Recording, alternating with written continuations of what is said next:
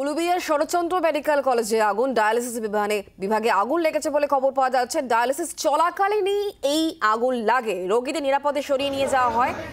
পরিস্থিতি এই মুহূর্তে নিয়ন্ত্রণে বলে খবর পাওয়া যাচ্ছে।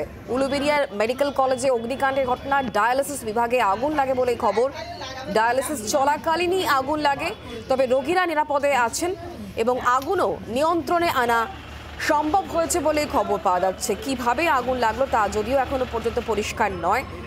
আমরা কথা বলবো এই বিষয় সম্পর্কে, জানবো। শুভাশিস মণ্ডল এই মুহূর্তে আমাদের সঙ্গে রয়েছেন, আমাদের প্রতিনিধি টেলিফোন লাইনে। শুভাশিস, কিভাবে আগুন লাগলো, এখন কি পরিস্থিতি? দেখো শুক্লা, এই মুহূর্তে পরিস্থিতি কিন্তু নিয়ন্ত্রণে। দমকলের দুটি ইঞ্জিন ঘটনাস্থলে আসে এবং তারপরেই আগুন নিয়ন্ত্রণে আনা যায়। এবং যেটা জানা যাচ্ছে যে এই ডায়ালিসিস বিভাগে সেই সময় ডায়ালিসিস চলছিল এবং ইলেকট্রিক যে এসি ছিল সেই এসি থেকেই হঠাৎ আগুন লেগে যায়, যার ফলে এই ঘটনাস্থলে কিন্তু ওই ডায়ালিসিস বিভাগে 4 জন রোগীর কিন্তু ডায়ালিসিস সেই মুহূর্তে চলছিল। তাদেরকে তড়িঘড়ি সেখান থেকে নিরাপদ স্থানে নিয়ে চলে যাওয়া হয়। তারপরেই প্রাথমিকভাবে স্থানীয় মানুষজন ছুটে আসে, তারাও আগুন। ধন্যবাদ শুভাশিস।